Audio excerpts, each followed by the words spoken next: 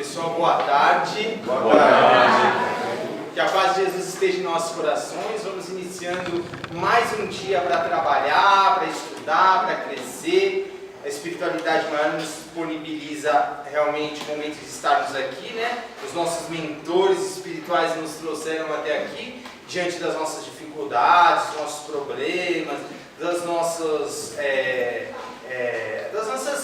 negatividades que temos lá fora, que sabemos que existem muitas, mas mesmo assim a espiritualidade maior nos ajuda, nos dá um propósito divino, nos carrega no colo, né? A gente acha que às vezes a gente não está sendo assistido, mas é aí que nós nos enganamos, estamos sendo carregados no colo, né? Porque o que a gente já fez no pretérito, hoje a gente está tendo bênçãos pela providência divina para nos reharmonizarmos diante das situações difíceis com a proteção. Qual é a melhor coisa que existe? De estarmos sendo auxiliados com a proteção divina, com a proteção dos mentores espirituais. E temos essa doutrina maravilhosa divina que nos é trazida para nós pelo nosso codificador Allan Kardec, né? Que nos ensina grandes verdades, grandes propósitos divinos, não é verdade? Então a gente vai começar hoje, gente, com o coração aberto, prestando atenção na palestra, que a gente já teve o nosso irmão Quaresma aqui algumas vezes, nosso querido Quaresma, nos ajudou muito, nos trouxe bastante ensinamentos. Ele é de outra casa de caridade, né, Sandra? Como a maioria dos outros palestrantes são, na verdade, são de outras casas de caridade, são convidados para vir à nossa casa José de Mococa. Seja muito bem-vindo, tá bom, meu irmão Quaresma? E hoje ele vai falar sobre bem-aventurados os simples, os aflitos, tá bom, gente? Fica à vontade, tá? Primeiramente, boa noite. Boa tarde. Agradeço primeiramente a companhia de vocês, a atenção. E eu vou tentar falar aqui, eu escolhi um tema bem árduo, Bem-aventurados os aflitos. É o capítulo 5 do Evangelho segundo o Espiritismo e, por sinal, o maior capítulo do Evangelho. Só para vocês terem ideia, tem 15 itens, são 25 páginas do Evangelho, é o maior capítulo. Inclusive, eu recomendo a todos que, na medida do possível, quando tiverem alguma dúvida, eu acredito que 99% ou 100% de nós somos, de certa forma, aflitos, né? Então, que nós, nesses momentos, que a gente reconheça nós aflitos, busque nesse Evangelho, busque nesse capítulo, o estudo, a apreciação, que lá vai ter muitas respostas positivas para a nossa compreensão, para a nossa aceitação e para o nosso fortalecimento. Então eu vou tentar falar em 40 minutos um pouco desse capítulo que tem todo esse tamanho. E eu procurei escolher esse tema porque nós temos ouvido muita gente falar que como se a vida hoje fosse mais difícil, fosse mais árdua, tudo de mais complicado do que era antes. E como nós estamos aqui bastante pessoas de uma certa idade, de uma certa experiência, eu até lançaria algumas perguntas, né? Que nós mesmos vamos responder. Será que hoje o estudo está mais difícil do que antes?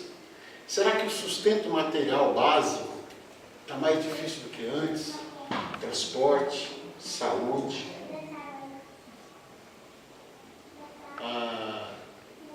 Provavelmente a nossa resposta seria não. Pelo contrário, houve avanços. Nós temos transportes mais desenvolvidos, nós temos mais dinheiro movimentando, a economia mais ágil, nós temos mais disponibilidade até de acesso às coisas. Porque eu não sei se os jovens aqui sabem, mas antigamente nós não tínhamos um supermercado em cada esquina. Às vezes você queria comprar um determinado item e você não tinha à disposição, você tinha que caminhar. Você tinha certas dificuldades, ou seja, analisando por esse lado simples, esta vida que nós estamos vivendo hoje, ela veio evoluindo para ser melhorada, não dificultada. Então eu falei, puxa, a vida não está mais difícil do que antes. Talvez seja um erro de percepção. Falando no aspecto material, ela está muito mais facilitada do que antes. Agora, se a gente entende que ela é mais complicada, mais árdua, mais trabalhosa, já é uma questão de compreensão, uma questão íntima, uma questão oral. E aí é onde a gente vai estar trabalhando. E eu achei interessante que esse é o capítulo 5, Bem-aventurados os aflitos. E o nosso Evangelho, ele segue uma lógica maravilhosa trazida por Kardec. Então, só para vocês terem ideia, o capítulo 1 do Evangelho fala assim: eu não vim destruir a lei. É o que Jesus veio falar, é que o que a doutrina espírita poderia estar falando também. Eu não vim destruir a lei.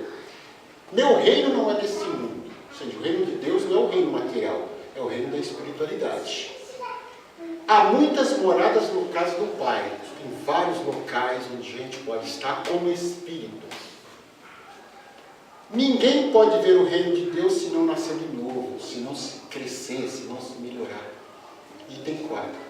No item 5, então esses 4 primeiros capítulos eu classifiquei assim, ó: apresentação do mundo espiritual de Jesus no Evangelho. Estou apresentando. Eu não vim destruir a lei, meu reino não é deste mundo, há muitas moradas na casa do Pai, ninguém pode ver o reino de Deus se não nascer de novo, se não se transformar, se não progredir, se não melhorar. Aí vem o capítulo 5. Bem-aventurados aflitos. Com quem dizer? Apresentei o mundo espiritual e agora eu apresento a Terra, o planeta Terra. O planeta Terra, que nós sabemos que é uma escola, que é um planeta ainda imperfeito, habitados por seres imperfeitos, onde o grande mistério, o grande objetivo da Terra é ser um campo de prova, um campo de aprendizado, para que a gente alce voo para outras moradas, para atender aquilo que diz o capítulo. Então, vem o capítulo 5 dizer, apresentar o planeta Terra, apresentar essa vivência nossa aqui. Aí vem o capítulo 6, o Cristo Consolador. Olha que lógica maravilhosa. Eu apresento a Terra, a natureza da Terra, que é de aflição, que é de prova, que é de expiação, e de imediato eu falo, tranquilos, porque nós temos um Cristo Consolador. Nós temos o Consolador prometido. Ou seja, você não vai estar só nessa caminhada. Você não vai ser jogado nesse campo de aflição, nesse campo de prova, nesse campo de escola, simplesmente ao Deus dará algo. Ou nem Deus dará, né? Não, você vai ter o Cristo Consolador, você vai ter o Evangelho, você vai ter a presença do Consolador prometido através dos Espíritos amigos para te ajudar. E você vai perceber que no capítulo 7 para frente, eles começam a falar sobre as outras bem-aventuranças. Aos pobres, aos puros, aos brandos, aos misericordiosos. Eu já classifico aqui que aqui nós estamos falando das bem-aventuranças já voltadas para o desenvolvimento da virtude. Então, olha só, apresentei o reino espiritual, falei que a Terra é um campo de aflições e batalhas, falei para vocês, fiquem tranquilos, vocês têm um Cristo Consolador. E em seguida eu já falei, ó, já que vocês entenderam que a Terra é um campo de aprendizado, tem um Cristo Consolador, agora vamos trabalhar, vamos desenvolver as virtudes.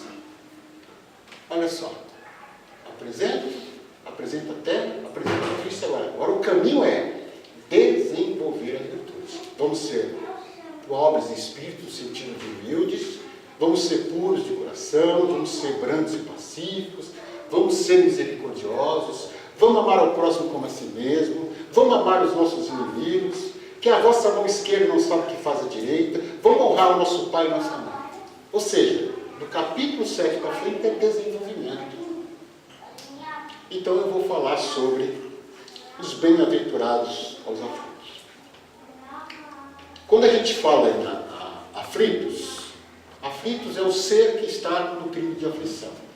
Quando a gente vai falar sobre uma dificuldade, sobre alguma coisa que nos contrair, que às vezes a coisa pode até não ser eminentemente uma aflição, porque a coisa em si não tem um cordão de ser aflição ou não aflição, de ser negativo ou positivo. É como nós recebemos isso aqui que se torna para nós maior, menor, aflição ou não aflição. Então a coisa em si não é o condão de realizar isso. Então, uma mesma determinada circunstância, ela pode ser para uma pessoa, digamos assim, um grau de aflição 1, para o outro grau de aflição 10. Para alguns outros, vão entender que essa aflição foi um aprendizado, foi um experimento, como diz o Evangelho, é um motivo até de ser bem-aventurado, de ter alegria por isso. Né?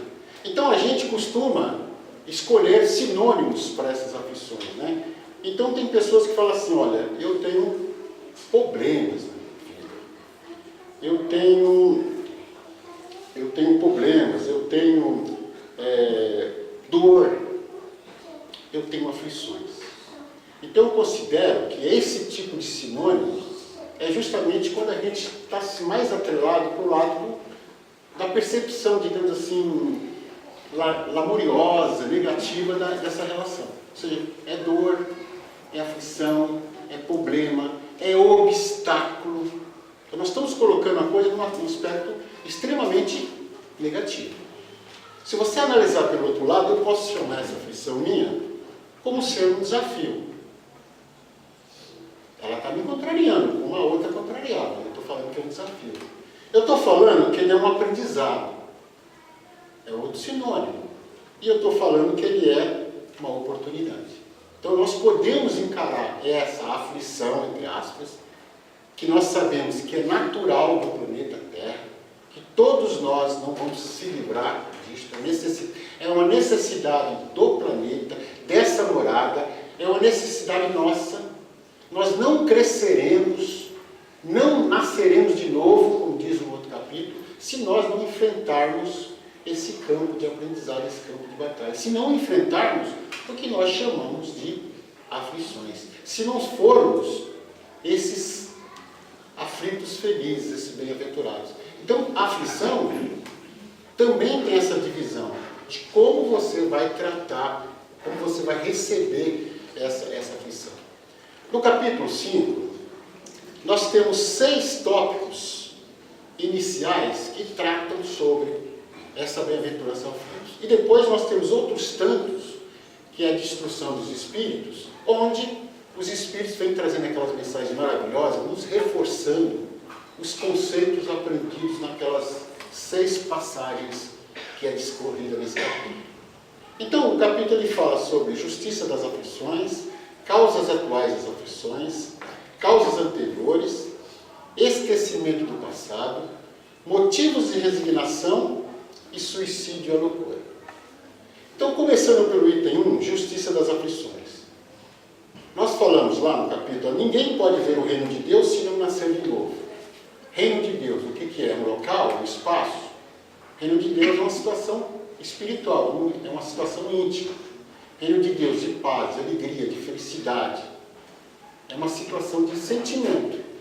Então, como é que você pode nascer de novo, evoluir, encontrar o reino de Deus se você não se melhorar? Então, como eu falei antes, as aflições, elas são uma necessidade de trabalho, de aprendizado, para que a gente faça esse trampolim, esse caminho de crescimento. Então, a justiça divina, a justiça das aflições, está muito atrelada aos princípios das leis divinas, da lei do trabalho, da lei do progresso e da lei da destruição positiva. Né? Porque quando a gente fala lei de destruição, as pessoas pensam que é para destruir, na realidade não é. Então, quando eu falo lei de destruição aqui, ou seja, é aquela destruição do velho para nascer o novo. Então, precisa, às vezes, revolver o nosso estado espiritual, as nossas concepções, o nosso jeito de pensar, de sentir, para nascer uma outra circunstância melhorada. Então, por que tem justiça nas aflições? Porque a lei do trabalho pressupõe isso. Nós precisamos trabalhar para construir alguma coisa. Para aprender, tem que se colocar na nossa frente um determinado exercício, um determinado ensinamento, uma determinada dúvida. Né? Então, quando a gente estava nos bancos escolares, e que era apresentado aqueles probleminhas para nós, de matemática, de português, de porta, o primeiro momento que dava a nós aqueles problemas era uma certa ansiedade, uma certa dor até. Não sei, nem como fazer. Era até um desespero. Vinha lá o mestre, falava, explicava, o coleguinha ajudava, e a mãe, o pai. Quando você começava a aprender, nós ia dando aquela alegria. Eu sei, eu conquistei. Ou seja, é um processo assim mesmo. Nós precisamos enfrentar a dificuldade, essa dificuldade que nos contraria, que nós chamamos de aflição, com esse viés. Vai trazer aquele incômodo inicial, eu vou buscar a compreensão dessa dificuldade, vou buscar os caminhos para solucionar, para enfrentar, e automaticamente, à medida que eu for passando por elas, eu vou ficando cada vez mais em bem-estar, cada vez mais feliz, porque eu estou vencendo, eu estou passando por ela, eu estou aprendendo com ela. Então, é dentro desse princípio que as aflições são justas, porque elas atingem a nossa lei do progresso. Ela nos exige que nós precisamos fazer esse trabalho de enfrentamento das aflições para que nós possamos crescer. E a lei da destruição, como eu falei antes, precisamos destruir esse homem velho, de pensamentos velhos, de sentimentos velhos, presos ao passado, né? E construir um novo. Aproveitando até a última palestra que eu fiz aqui, que eu falei sobre o perdão, é aquela história. O homem velho está preso a mágoa, ao ressentimento. O que se pede? E essa mágoa e ressentimento traz aflição. É uma aflição quase que diária. Para mim vencer essa aflição, eu tenho que destruir aquela situação, sair daquela situação, ser um cidadão novo, com compreensão nova, com entendimento novo, com perdão. Então nós precisamos realizar esse princípio da lei da destruição. Então a justiça das aflições está baseada nesse tripé: atendimento à lei do trabalho, ao progresso, à destruição. O item 1 e 2 e 3 são muito parecidos, que são causas atuais e causas anteriores. Então, quando nós temos uma dificuldade, uma contrariedade, vamos falar assim, a primeira coisa que a gente se lança as perguntas é: por quê? Por que eu? Onde foi que eu errei? O que eu fiz para merecer? É normal a gente, de imediato, já pensar nisso. Por quê? Por quê? Por quê? Então, vamos lá. Causas atuais das aflições. Dentro da lei de causa e efeito, nós bem falamos aqui na doutrina, ou seja, que não existe nenhum efeito sem causa. Se aquela aflição, se aquela dificuldade, se aquele desafio que está apresentando para você naquele momento, é certo que ele é um efeito de alguma causa. Então, se eu fosse buscar causas atuais das minhas aflições, eu precisaria voltar à minha vida encarnada desde o momento do meu nascimento, e se fosse dado a mim lembrar de tudo que eu fiz, de tudo que eu pensei, de tudo que eu senti, nós iríamos encontrar a situação, as justificativas, para essas coisas que estão nos acontecendo hoje. É que, em geral, a gente não procura esquecer as nossas, entre aspas, os nossos erros. Nós lembramos dos erros do próximo, até apontamos o dedo. Nós somos muito complacentes com nós mesmos. Então, não é como se nós passássemos uma borracha nos nossos equívocos. Se a gente tivesse essa honestidade, a gente ia perceber: puxa vida, isso que está me acontecendo hoje, essa aflição, esse desafio, ele tem como causa alguns comportamentos meus do passado. E às vezes não precisa ir nem no berço. Pouco tempo antes, como é que eu tenho agido com as pessoas em volta de mim? Os meus subordinados, os meus superiores, os meus próximos, os meus distantes, com a minha relação com o dinheiro, com o trabalho, com a autoridade, com riqueza. Então, se eu fazer essa análise honestamente, eu vou encontrar muitas das justificativas do porquê que eu estou com aquela aflição. Então, o Evangelho fala assim: as causas atuais, devido à imprevidência, orgulho e ambição. Ou seja, imprevidência.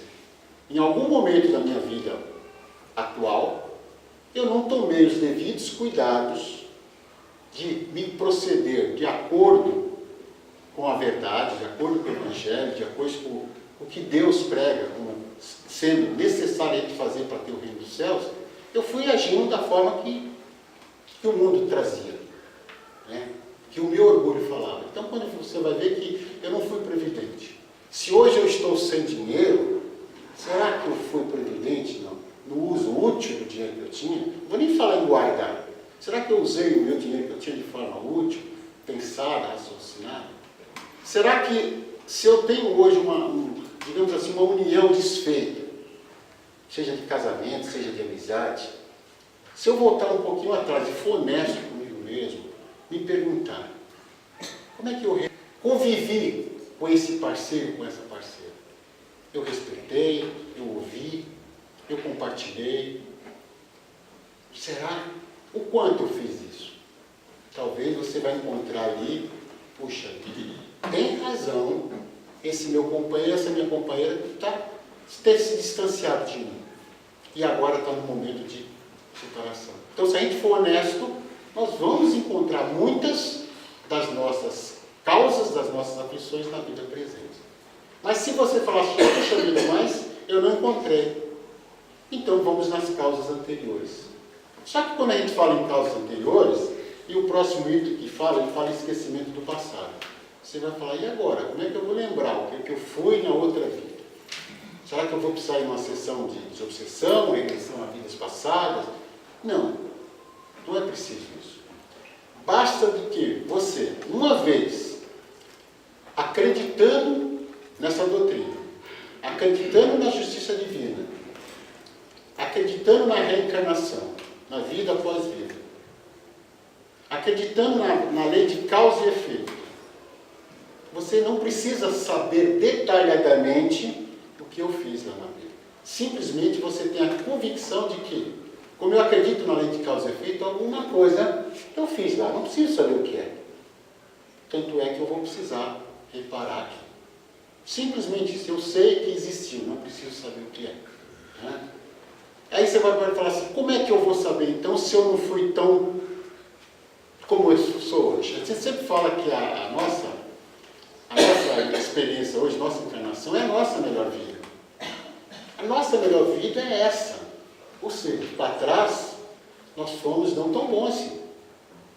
Agora, eu não preciso saber que eu fui um déspota, que eu fui um marginal, não precisa, isso não traria efeito positivo nenhum.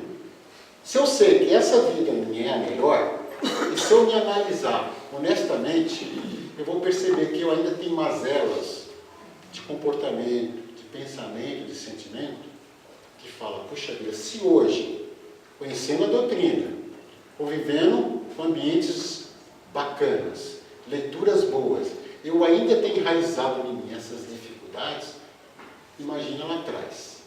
Se hoje eu ainda tenho alguns comportamentos que eu ainda de certa forma, honestamente falando, até me envergonho de mim mesmo, imagina lá atrás.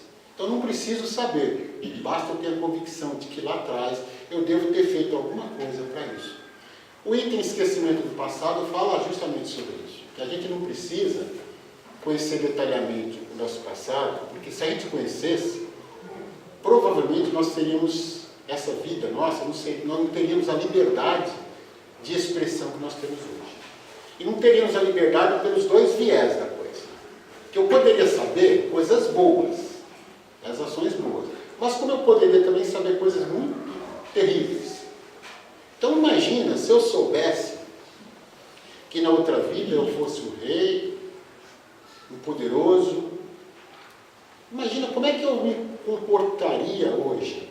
Será que eu não traria de volta para a minha expressão hoje essa vaidade, esse arrobo, essa necessidade de ser obedecido, de ser temido, de ser poderoso? Será que esse conhecimento não ia, em vez de me fazer um bem, me fazer um mal? E se eu soubesse que no passado eu tivesse sido um assassino, por exemplo? Imagina o remorso que eu ficaria hoje. Puxa vida, eu fiz isso com o irmão, eu fiz isso com o meu pai, eu fiz isso com... Como é que eu me comportaria diante desse mesmo ser que renasceu no meu mundo? Porque, como nós sabemos, o renascimento nosso é mais ou menos próximo da nossa convivência comum. Então, se hoje sou filho, ontem eu fui pai, ontem fui tio. Então, você imagina se eu tivesse feito alguma coisa gravosa, negativa em relação a um parente meu, e renascesse agora nesse núcleo e soubesse disso. Na outra encarnação, eu agredi meu pai. O meu filho foi meu algoz. Como é que eu ia tratar esse filho? Com distinção, com desconfiança, com medo.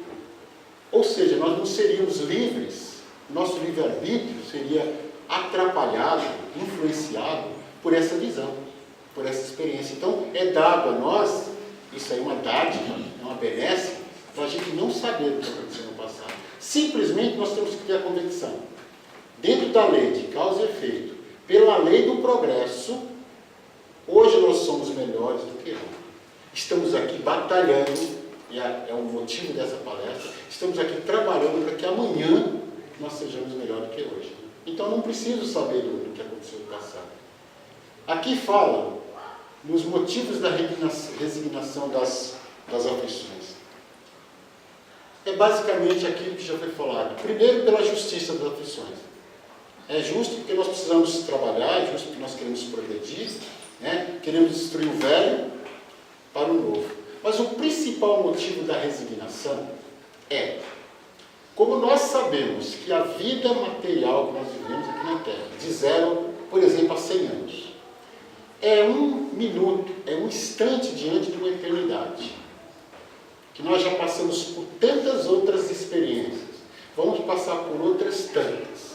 Ou seja, aquele enfrentamento daquele tipo de aflição, daquele tipo de dificuldade que você está passando, é quase nada diante da consequência maravilhosa que você vai ter se você superar.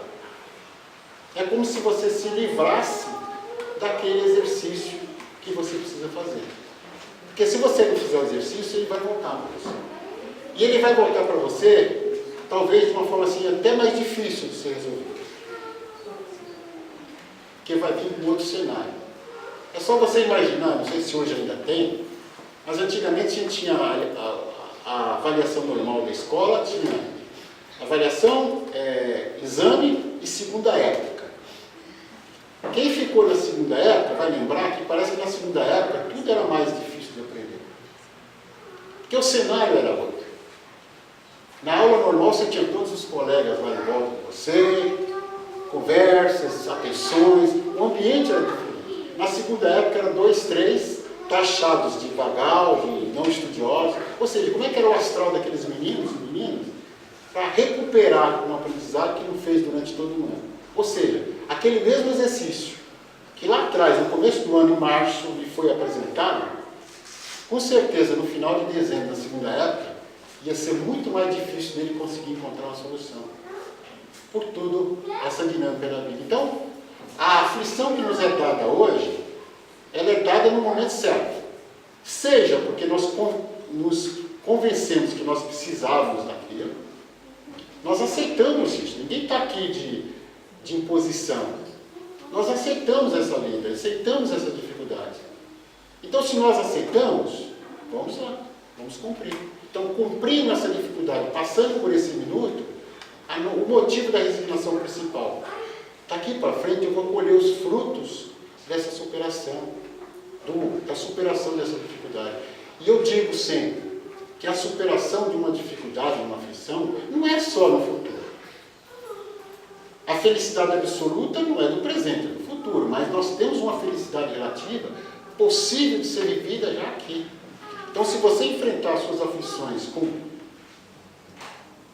resignação, com fé, com esperança, passado essas aflições, você vai perceber que você já vai se sentir mais fortalecido, mais em paz, já nessa vivência, já nessas relações que você tem. Não precisa esperar desencarnar para saber viver.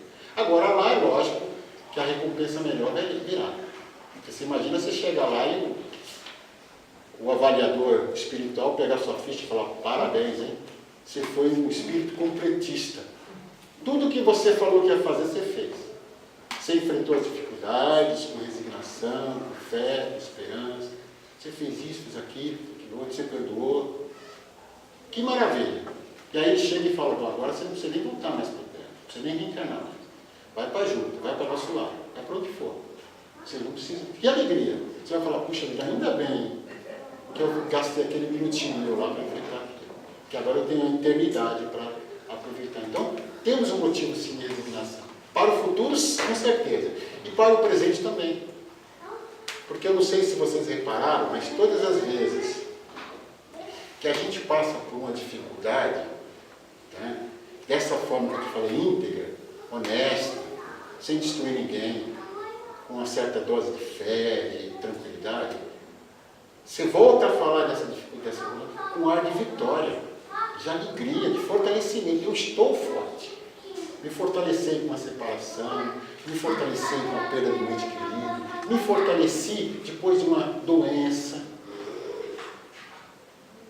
Então a gente já experimenta como justificativa da resignação já nesse momento, né? E finalmente o suicídio e a loucura, que é um tema que parece que está fora do tema, mas eu diria que o suicídio e a loucura seria, eu diria assim, expressões, comportamentos, expressões exageradas daqueles seres que não fazem esse exercício de recepção das aflições, de recepção dos obstáculos, dos problemas, dos desafios, como uma necessidade, como uma coisa boa, afinal de contas, bem-aventurados aflitos, como uma verdadeira felicidade. Então, quando a pessoa não incorpora dessa forma, toma como problema, dor, obstáculo, o que ele acaba reagindo? Qual é a reação principal dele? Eu colocaria, o suicídio seria uma expressão absolutamente exagerada, né? A pessoa não aceitar mesmo, querer fugir. E a loucura que ele fala aqui, não é somente a loucura que a gente entende, aquela loucura da insanidade mental. Eu considero aqui a loucura como sendo a loucura dos comportamentos fora do que nos é esperado. Deus não trouxe uma aflição, volto a dizer, para destruir ninguém. A aflição, o desafio, o problema foi trazido para você crescer, para você reparar um erro, para você refazer um aprendizado. Você não foi para destruir. Então, se você incorpora com essa loucura, com essa distorção, é uma coisa para ser avaliada. Então, o capítulo do suicídio e da loucura trata justamente sobre esse lado, digamos assim, vou falar errado, de lidar com a aflição, que é justamente o lado da fuga, né, através do suicídio, achar que fazer um suicídio vai me livrar desse exercício, vai me livrar dessa aflição, quando nós sabemos, né, estuda-se muito sobre isso, sabendo que como nós acreditamos que a vida após vida, que a vida continua, o suicídio é apenas um complicador a mais. Ele torna aquele exercício mais e mais complicado para resolver. Então, suicídio não é solução. Suicídio é problema, é excesso, é agravar o problema. E a loucura seria, a partir do momento que você não aceita a sua aflição, isso faz com que você comece a tomar atitudes, comportamentos contrários ao enfrentamento divino, enfrentamento lógico, enfrentamento bom da sua aflição. Então eu poderia enfrentar minha aflição, por exemplo, estou com falta de dinheiro. Né? Primeira coisa que eu devo fazer, estou com falta de dinheiro, vou valorizar o que tenho. Vou procurar trabalho. Vou fazer coisas positivas para que esse recurso me venha, para que eu possa manter um padrão de vida, um conforto de vida. Esse é o jeito de sem desespero. Agora, se eu começar a ficar, preciso de dinheiro, quero dinheiro, meu Deus é o dinheiro. Imagina, a aflição que você está em querer dinheiro, você cria uma sintonia, um apego à materialidade, a mamon, como fala no outro capítulo, que eu te perguntaria, quem são os irmãozinhos que vai aproximar de você? Seriam aqueles que querem te levar para o trabalho, te levar para a tranquilidade, ou aquele que vai falar assim, não, ele quer dinheiro? Eu vou dar dinheiro, mas eu vou dar dinheiro manchado, eu vou dar dinheiro comprometido, eu vou amarrar esse cidadão através dos meus interesses. Então, de repente, você pode ter oportunidade de conseguir dinheiro. Como? Uma coisa perdida, mas ninguém viu. Se não viu, vou pegar para mim, tem dinheiro. Eu vou assaltar, eu vou fazer isso. Ou seja, eu vou ter a oportunidade de obter uma coisa de forma antinatural, antidivina. Então a gente tem que tomar muito cuidado com os nossos desejos, digamos assim, instintivos. Eu quero, mas eu quero dentro de uma possibilidade lógica, uma possibilidade boa. Não quero simplesmente para satisfazer o meu ego. Porque quando eu quero satisfazer o meu ego, tudo é possível. Que venha. Eu quero que satisfaça o meu ego. E às vezes vem a coisa errada. Então, me permita só um exemplo rapidamente. Certo dia eu estava no escritório, num local público lá, e estava eu e outra advogada, e a advogada começou a lançar essas perguntas ao Léo para mim. Doutora, eu preciso ganhar dinheiro, preciso comprar um apartamento. Estava agitada. Aí eu brinquei com ela e falei, doutora, toma cuidado com essas emissões de desejo. seu desejo pode ser realizado. Ah, doutor, eu quero. Aí eu comecei a falar justamente isso que eu estou falando para você. Falei, olha, você fica lançando esse desejo de dinheiro, o dinheiro vai te aparecer. Mas pode aparecer um dinheiro ilegal, uma falcatrua, um mau procedimento processual, uma enganação. E você vai achar que naquela hora não tem nada demais. Estou tirando uma pequena parte, estou enganando um trouxa, ninguém vai saber. É só que depois isso vai ser cobrado. Você vai estar cometendo um equívoco, um erro. Aí ela pergunta, mesmo, doutor? Falei, vai com calma. Pede para Deus, como fala no outro evangelho, não pede coisa pronta. Pede matéria-prima. Não pede um apartamento, não pede um carro, não pede nada. Pede força, pede compreensão, pede paz, pede ânimo para o trabalho. Ele dando isso, você vai lá e vai conquistar o que for possível, dentro do seu esforço. Aí não fica pedindo produto acabado, porque o produto acabado, geralmente, quem lhe dá, não são os espíritos superiores. O espírito superior vai te dar elemento de fortalecimento.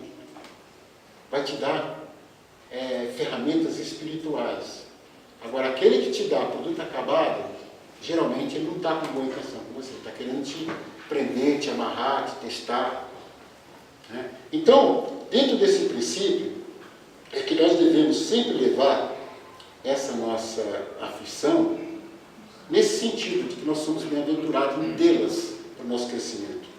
Então, que nós possamos seguir em frente na nossa vida, reconhecendo essas dificuldades, deixando aquele lado de ser problema, de ser dor, de ser aflição. Vamos pensar nas nossas dificuldades, nas nossas contrariedades, como apenas desafios, como aprendizados, como oportunidades. Vamos fazer esse exercício. Porque se a gente partir dessa premissa positiva, de que as nossas contrariedades, que antes eu chamava de aflição, que eu chamava de dor, que eu chamava de problema, hoje eu estou chamando de oportunidades, desafios. Quando eu entro nessa vibração positiva, imagina quem se aproxima de mim. Você não está sozinho. Lembra que o bem-aventurados aflitos, logo abaixo, o Cristo Consolador. Nós não estamos sozinhos. O Cristo Consolador está com nós.